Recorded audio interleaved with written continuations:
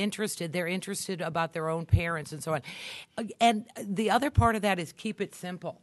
You know, this town has a lot of retirement plan holders. TIAA-CREF is a retirement plan. Cummins, Lilly, Cook, all those people with retirement plans, doctors with large retirement plans to protect them from malpractice. They have no idea how heavily taxed it will be to their kids. So what I think, I could be wrong, but I've always heard the percentage of Hoosiers who have wills is 35%, but 100% of us have beneficiary designations. So when Brian, I think, talked about younger ages, we should not undervalue the fact that how many kids have gone through the dance marathon here or have built Habitat homes or have gone to mission trips. My own daughter at 23 became a plan gift donor when mom suggested designating 1% of a retirement plan and life insurance to the Marion County Humane Society, where she got the first of her 2 rescued pit bulls. I said, do you think your husband Henry could live without that 1%? She said, I think he could. So we can teach people forever how to commit because they want to do it, and we should really offer practical, simple suggestions. People don't do a will or trust for their own families when they're terminally ill. They'll never do it for you. Never, never, never. You can't. I don't care how you could drive them to the attorney's door and they won't get it done. It doesn't matter.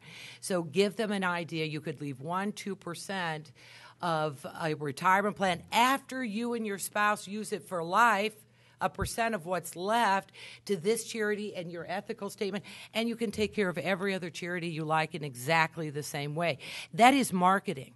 When you only talk about yourself, you don't have much credibility, but it's part. They've touched on it all over the place. You could take care of every other charity you care about in exactly the same manner. It's revocable. So keep it simple. Have lots of conversations with lots of people, and not just once. Plan giving is like the teenagers I've raised. You have to talk, repeat, because you never know when they're ready to hear your message. Thank you. I'm right. Yeah, that's true.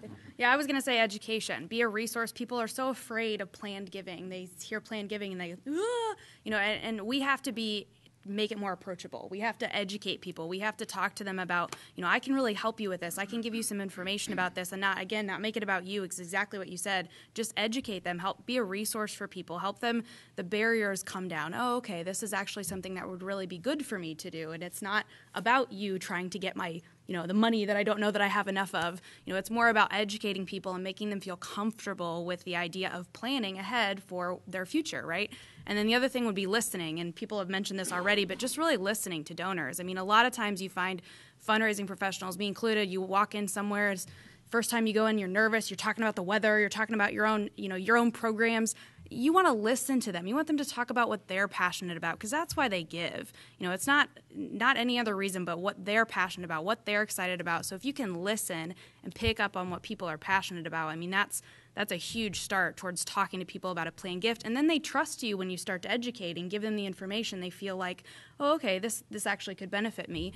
And then annual giving, the one thing I find the best thing to do is stewardship and cultivation. I mean, just continue to steward your donors. It's more expensive to get a new donor than it is to just keep the same people giving to your organization and teach them about what it is that you're doing, because that's why they gave in the first place. They're interested in what you're doing. So to continue to tell them what it is you're doing, the difference you're making, the impact they're having on what's going on at your shop, that's the way to do it, is just to cultivate, to steward, to give them education, to go in and say hi, to pay some attention. I mean, we're always sending out cards with newspaper articles. Saw you in the paper, saw you here, so nice to see you got this award. We bring people lunch all the time. Hey, we're just thinking if you want to drop by and give you lunch. Thanks so much for supporting the kids. Here's a picture from when they went to a competition recently. I mean, just giving people information about what's going on and how they're making a difference and making them feel appreciated, it goes a long way. Very good.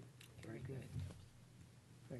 Yes. Sue, I don't know if you feel you want to. What I want to say is yes. Yes. Okay, good. I like that. Very good. Very succinct. To the point. Me too. I could just say yes as well. I think the key is just being donor-centric, listening to donors. I mean, there are boxes you need to check. Dropping a note in a newsletter, maybe having a giving society. I mean, there are ways to do this, but it just boils down to being donor-centric and listening to your donors. I think is the key. Very good. And I neglected to thank BCATS. I wanted to thank them for being here, providing this as a resource. And like the last seminar and this one will be available in the library for folks if they want to access the information. Sure appreciate it. I want to thank all the folks on the panel. I want to thank you for being here and really appreciate it. Particular thanks to Tim and Brian for your presentations today. Were fantastic. I really appreciate it. Yes? Oh, yeah, drop off your evaluation on the way out. And again, thank you very, very much for being part of it. Appreciate it. Thanks.